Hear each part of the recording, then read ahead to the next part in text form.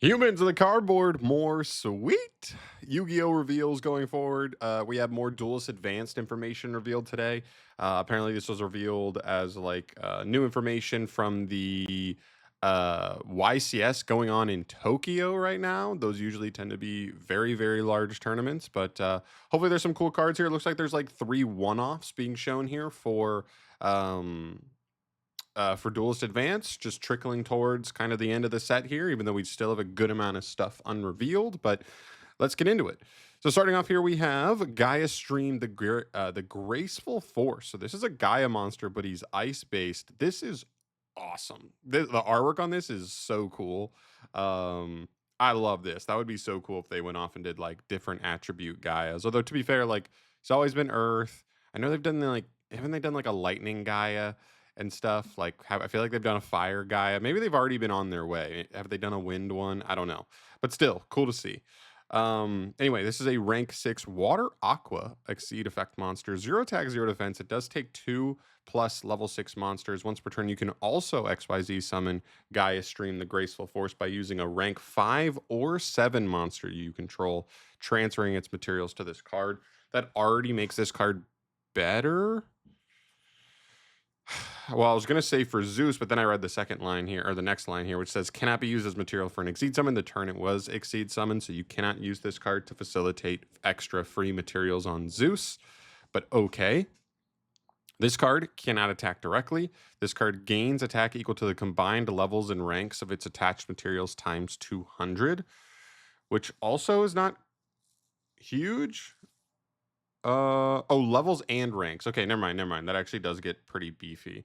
Because that means like if you're making this with a rank 5 that never detached any of its materials, it'll be 3K because it'll be level 5, rank 5 for 15 times 2 is 30 for 3,000. If it's a 7 though, I mean, you're talking 21 times 2 for 4,200. It actually can get pretty big decently quickly.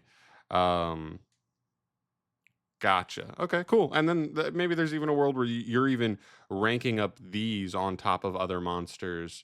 I almost think of like the Armored Exceed package. But like even then, I guess to get up into the big guy, you're usually using the 5, which is not ideal because the 5 can only be used as material when it has no materials. So I don't know about that. Like there's got to be some ways where you can make this like 10,000 plus attack probably, but I don't know for sure.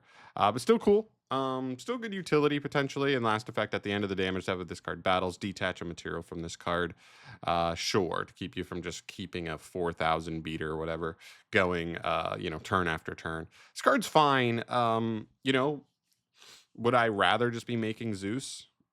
Probably, because this card seems to be like battle phase oriented. So if we're just talking about a battle phase oriented card, I would just much rather be making Zeus at any point, especially considering this card starts to lose value if you ever detach a material for any of the monsters that you're making prior to this card. So that's tough, but I don't know. Maybe there's a world for rank 5 or 7 decks where this card is just a nice, like, little free card you can go into at times. Because it's basically a link 1 for those types of decks, right? You've already made your extract monster, you can just kind of make this for free for a big beater. So there you go. Next up here, we have a new KAIBAMAN card. The artwork on this is sick, I'm not gonna lie. Blue eyes in the background. He's holding the 3 blue eyes vanillas in his hand. That is sick. This is cool. This is a cool updated artwork for KAIBAMAN. I do somewhat remember this guy from when we read some of the leaks a couple weeks ago.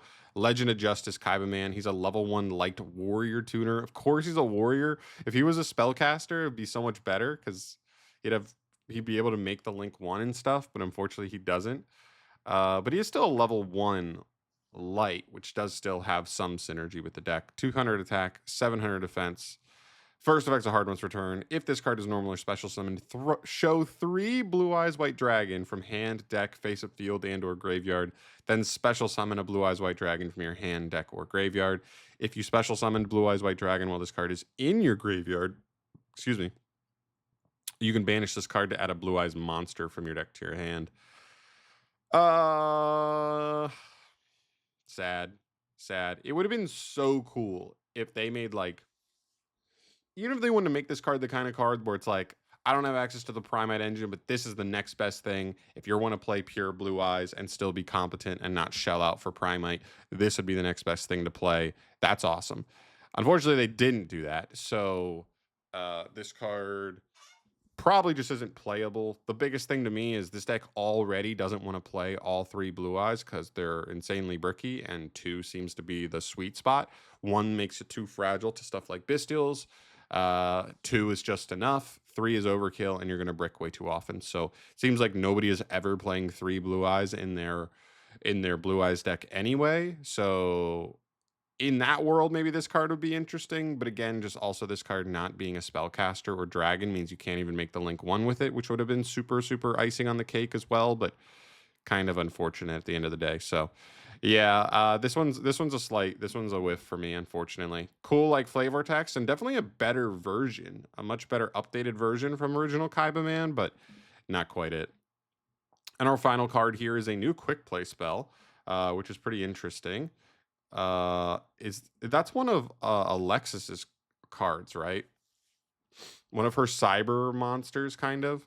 This is Prima Light. This is a quick play spell. You can only use one of its 2 effects per turn and only once that turn. So you cannot use both in the same turn.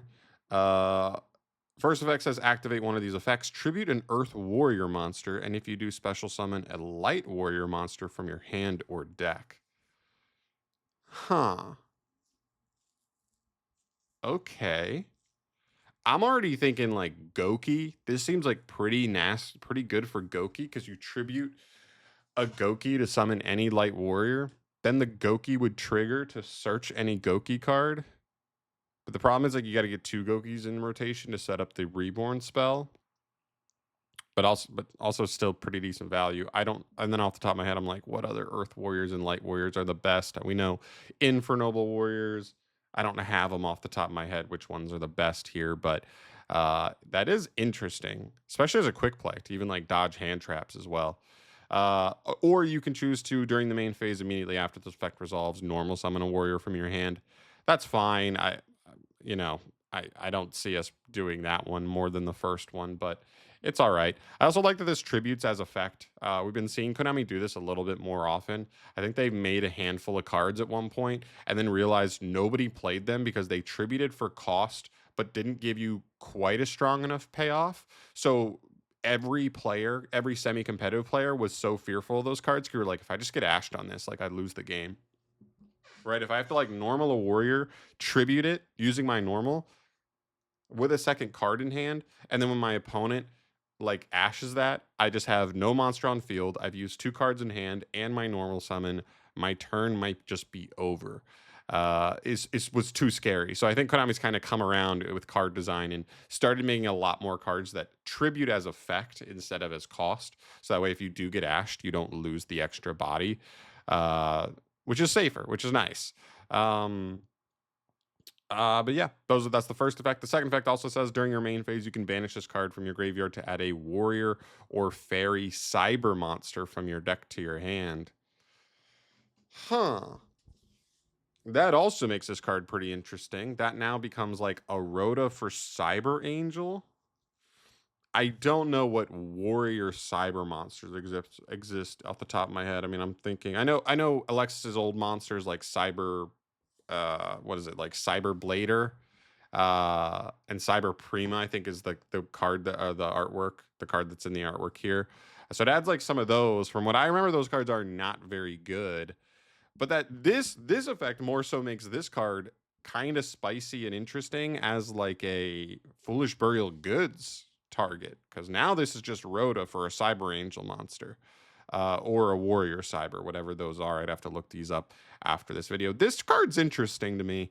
I don't know. Is this kind of like a where there's smoke, there's fire kind of scenario where getting this card here, maybe we get more Alexis, whether it's Cyber Angel or whether it's her Cyber Warriors support in the next year or so. This is the kind of card that kind of we look back on and go, dude, they were literally telling us it was coming.